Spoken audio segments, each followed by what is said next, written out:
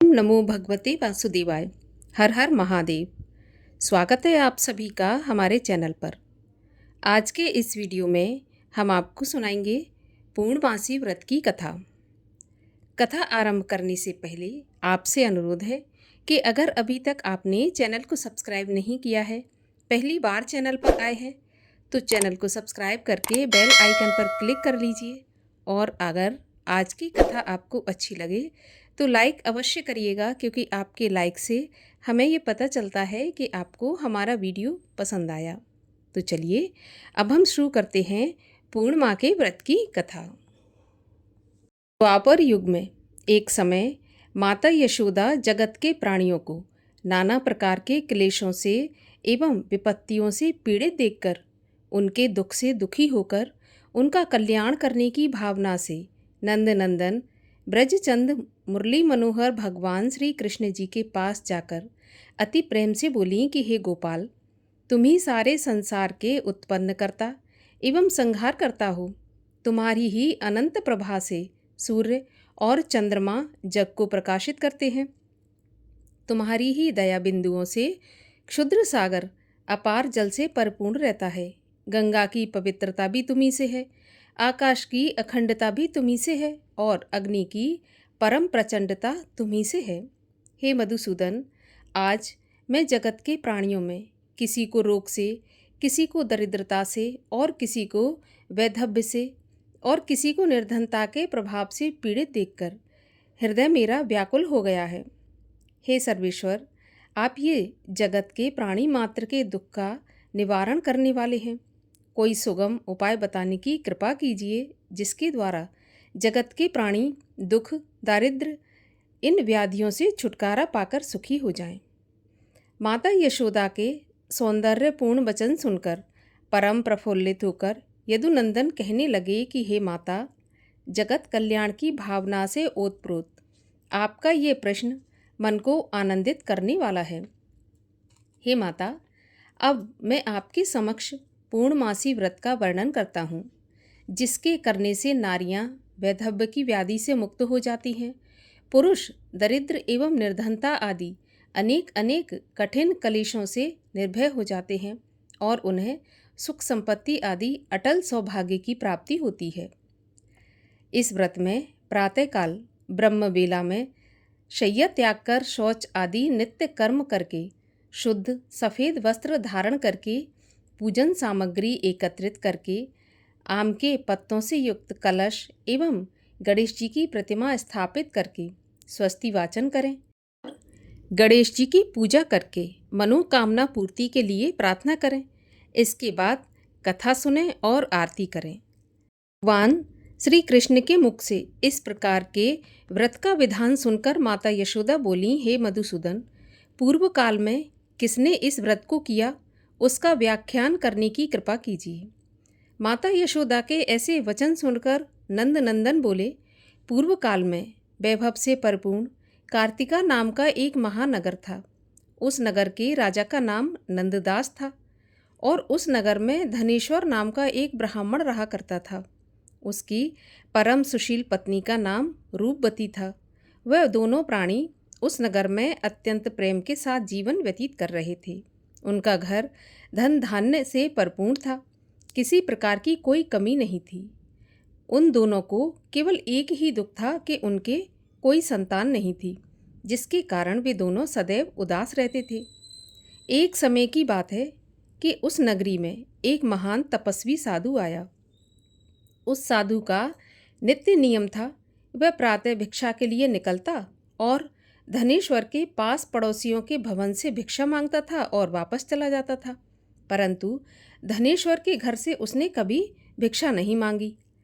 योगी का ऐसा नित्य कर्म जब धनेश्वर को पता चला, तो वह अपने को भाग्यहीन समझकर अत्यंत दुखी हुआ, और एक दिन अति क्षुब्ध होकर धनेश्वर साधु की कुटिया में जा पहुंचा और हाथ जोड़कर प्रणाम करके बोला, महाराज, आप मेरे पास पड़ोस के घरों से रोज भिक्षा लेते हैं, परंतु मेरी भिक्षा स्वीकार नहीं करते।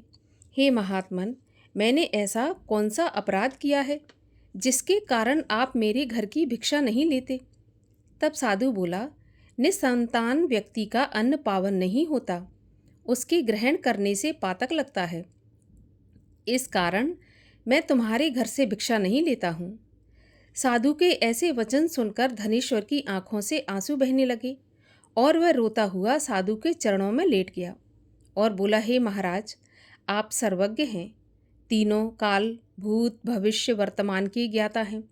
आप मुझे कोई ऐसा सुगम उपाय बताने की कृपा कीजिए जिसके द्वारा मेरा भाग्य उदय हो और मैं इस दुख से छुटकारा पा जाऊं, अर्थात मुझे पुत्र की प्राप्ति हो।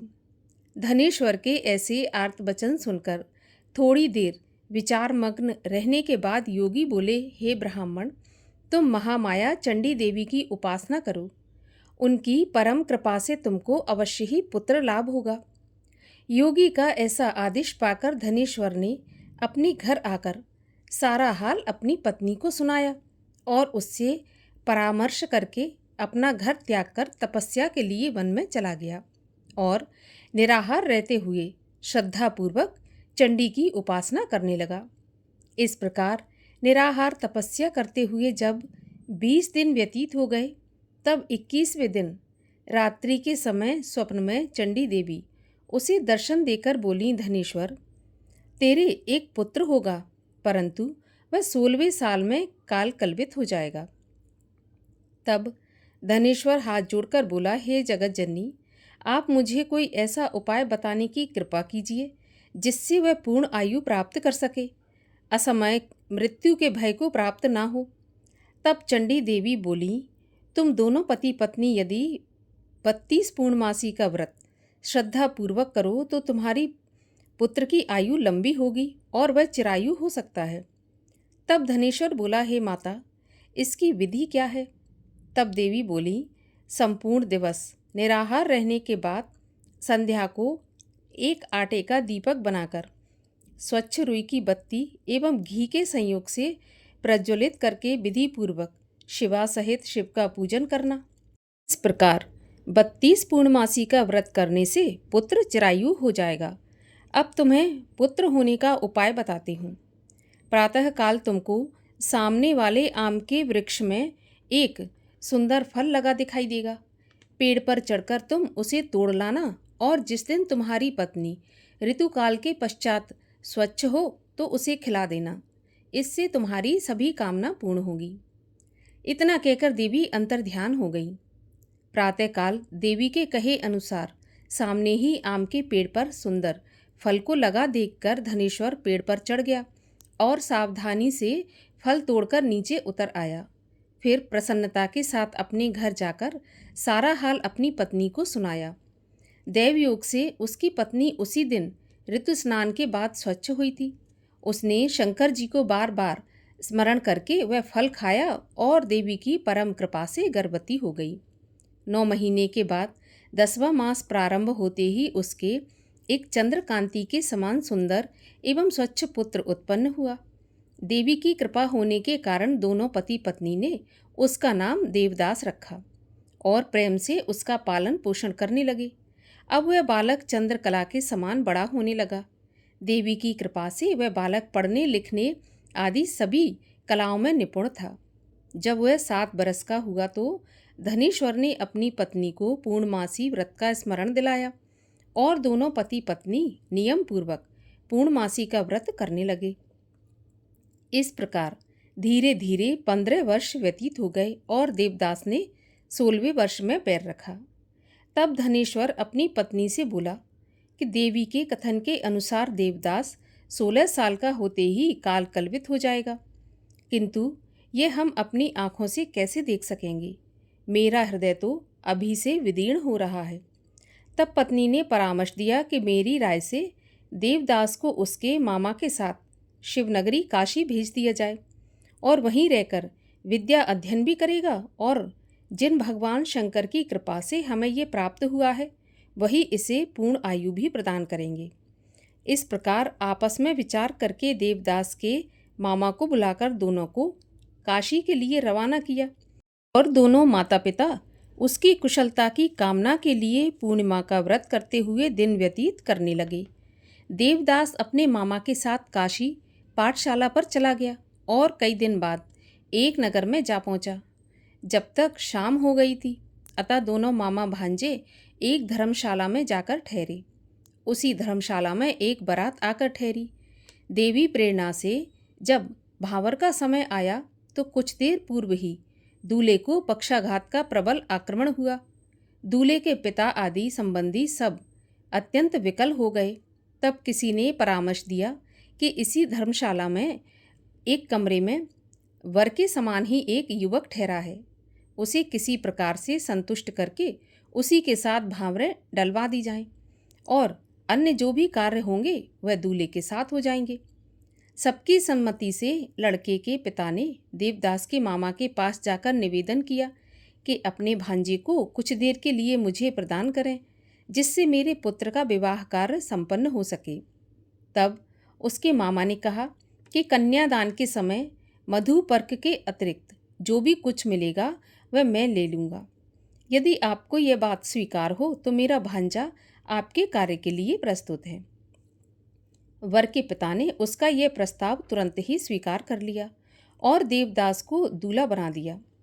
उसी के साथ विवाह कार्य संपन्न हो गया और उसे कन्या के साथ भोजन के लिए एकांत भवन में भेज दिया।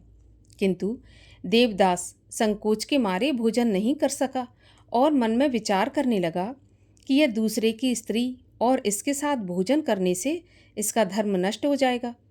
इस सोच के मारे उसकी आंखों से आंसू छलक उठे। यह देखकर कन्या बोली, मैंने देव द्विज अग्नि एवं अनेक संबंधियों के समक्ष आपको पति के रूप में स्वीकार किया है। अब मैं किसी दूसरे को अपना पति नहीं बना सकती। तब देवदास बोला कि आपके इस निश्चय से आपका अनिष्ट होगा, क्योंकि मेरी आयु का केवल 1 वर्ष ही बचा है। अतः इस विचार को अपने हृदय से निकाल दीजिए। तब कन्या बोली, हे स्वामी, आप मेरी चिंता मत कीजिए। यदि मैं अपने धर्म पथ पर अडिग हूँ तो मेरा ईश्वर मेरा कल्याण करेगा। आप इसकी चिंता त्याग कर प्रेम से भोजन करो।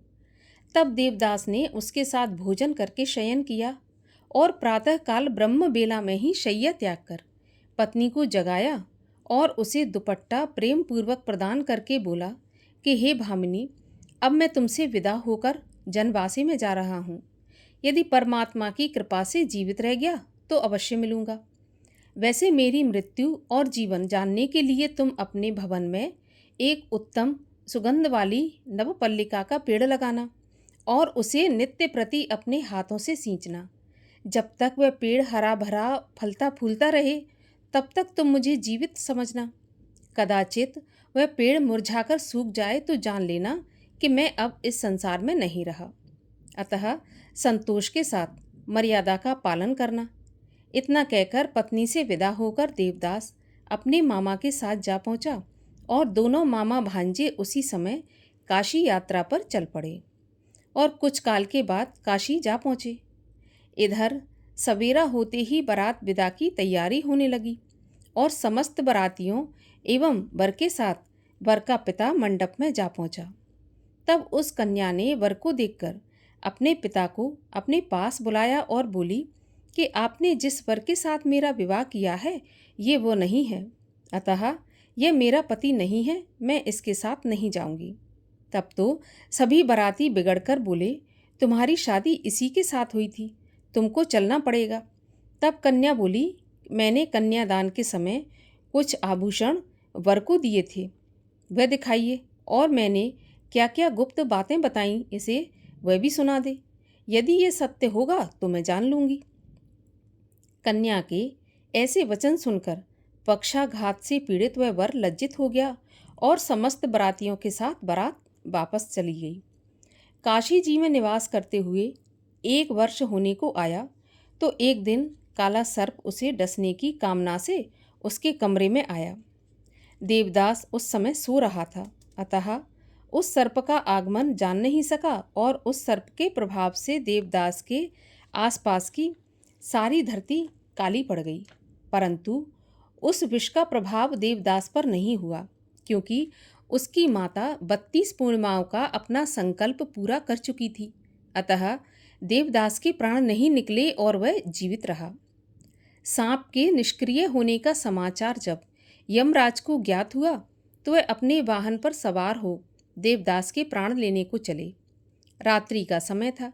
काशी में काशीपति के गण चारों ओर घूम घूम कर पहरा दे रहे थे। अचानक उनकी दृष्टि यमराज पर पड़ी तो वह उनके आगमन का कारण जानने की उत्सुकता को दबा नहीं सके और यमराज के पीछे पीछे चल दिए। अपने प्रयासों से उनके आने का अभिप्राय ज्ञात कर लिया और यह समाचार देने के लिए वह देवाधिपति शंकर जी के पास पहुँचे और विस्तार से सारा हाल भवानी शंकर को सुनाया। त्रिकालदर्शी शिवजी ने अपनी यौगिक शक्ति से उसकी माता द्वारा व्रतों का संकल्प यमराज के आगमन का सारा हाल गिरजा को सुनाया। यह सुनकर गिरजा मात्र व्यथा से व्यथित हो शिवजी से बोली कि हे स्वामी, मेरा निवेदन है कि आप उस अबोध देवदास को अभयदान दीजिए, क्योंकि ये आपकी शरणागत है और उसकी माता ने भी आपकी पूजा करते हुए 32 पूर्णिमाओं का व्रत किया है। इसलिए उस पर कृपा करके देवदास को जीवन दान दीजिए। भक्त वत्सल भगवान शिव ने गौरा के ऐसे वचन सुनकर हर्षित होकर देवदास के स्थान पर गए जहाँ पर वह प्राणहीन निश्चल पड़ा था। उसके मुंह में एक अमृत की बूंद डालकर अंतर्ध्यान हो गए और देवदास सोए हुए व्यक्ति के समान उठकर बैठ गया और अपने मामा से कहा कि 16वां साल भगवान की कृपा से पूरा हो गया, इसलिए अब घर चलना चाहिए। ऐसा विचार करके घर के लिए चल पड़े। इधर उसकी पत्नी व उसके आदेश के अनुसार नवपल्लिका का पेड़ लगाकर नित्य पावन जल से सींचती हुई अपने पति के ध्यान में मग्न रहती थी। जब यमराज ने देवदास के प्राण निकाले तब नवपल्लिका के मुरझाए हुए पुष्पों को देखकर वह अति व्यथित हो गई और कुछ काल के बाद ही जब देवदास को शिवजी ने जीवित कर दिया तब नवपल्लिका के पुष्प पुनः सुरक्षित एवं पूर्व प्रभायुक्त हो गए। यह देखकर वह आनंद से अपने पिता के पास जाकर बोली, हे पिताजी, मेरे प्राणनाथ जीवित हैं। आप मेरी विनती पर ध्यान दीजिए और उनका पता लगाने का प्रयत्न कीजिए। अभी बाप बेटी में यह बात हो ही रही थी कि बाहर से समाचार मिला कि आपके दामाद देवदास आपके द्वार पर आ गए। तब दोनों बाप बेटी परम प्रसन्न हो शिवजी का गुणगान करने लगे और अपने संबंधियों को एकत्र कर सबके समक्ष उसकी परीक्षा करके और परीक्षा में भली भांति जब विश्वास हो गया कि वही लड़का है जिसके साथ विवाह हुआ था, तब बड़ा आनंद मनाया और 1 सप्ताह तक उसकी मेहमानदारी करने के बाद तमाम दहेज आदि के साथ कन्या सहित विदा कर दिया। देवदास पत्नी तथा मामा के साथ अपने गांव जा पहुंचा। घर में पहुंचकर पत्नी सहित माँ बाप के चरणों में शीश नवाया। माँ बाप परम प्रफुल्लित हुए और दोनों को अनेक आशीर्वाद देकर गले से लगा लिया। धनेश्वर ने अपने पुत्र को मृत्यु भय से मुक्त हो जाने पर बड़ा भारी उत्सव किया और ब्राह्मणों को अति प्रसन्न हो दान देकर संतुष्ट किया। यशोदा नंदन श्री कृष्ण बोले, हे माताजी, जो स्त्रियां श्रद्धा भक्ति से इस व्रत को करती हैं वह वैधव्य की विषम व्याधि से मुक्त होकर अटल सौभाग्यवती हो सकल सुखों की अधिकारिणी हो जाती हैं। मेरे इन वचनों में लेश मात्र भी संशय नहीं है। व्रत करने वाला चाहे स्त्री हो या पुरुष भगवान शंकर की कृपा से संसार के सकल आनंद भोग कर अंत में आवागमन रहित होकर शिवलोक को प्राप्त होता है। बोलिए शिव शंकर महादेव की जय। आइए अब करते हैं भगवान शिव की आरती। ओम जय शिव ओमकारा, स्वामी हर शिव ओमकारा, ब्रह्मा विष्णु सदा शिव अर्धांगी धारा। ओम जय शिव ओमकारा, एकानन चतुरानन पंचानन राजे, हंसासन गरुड़ासन वृषवाहन साजे। ओम जय शिव ओमकारा, 2 भुज 4 चतुर्भुज दस भुजते सोहे तीनों रूप निरखता त्रिभुवन जन मोहे। ओम जय शिव ओमकारा। अक्षमाला वनमाला मुंडमाला धारी चंदन मृग मद सोहे। बोले शुभकारी ओम जय शिव ओमकारा। श्वेतांबर पीतांबर बाघांबर अंगे सनकादिक ब्रह्मादिक भूतादिक संगे। ओम जय शिव ओमकारा। कर मैं श्रेष्ठ कमंडल चक्र त्रिशूल धरता जग करता जग हरता जग पालन करता। ओम जय शिव ओमकारा। ब्रह्मा विष्णु सदा शिव जानत अविवेका प्रणवाक्षर के मध्य ये तीनों एका। ओम जय शिव ओमकारा। त्रिगुण शिव जी की आरती जो कोई जन गावे कहत शिवानंद स्वामी इच्छित फल पावे। ओम जय शिव ओमकारा। बोलिए शिव शंकर महादेव की जय।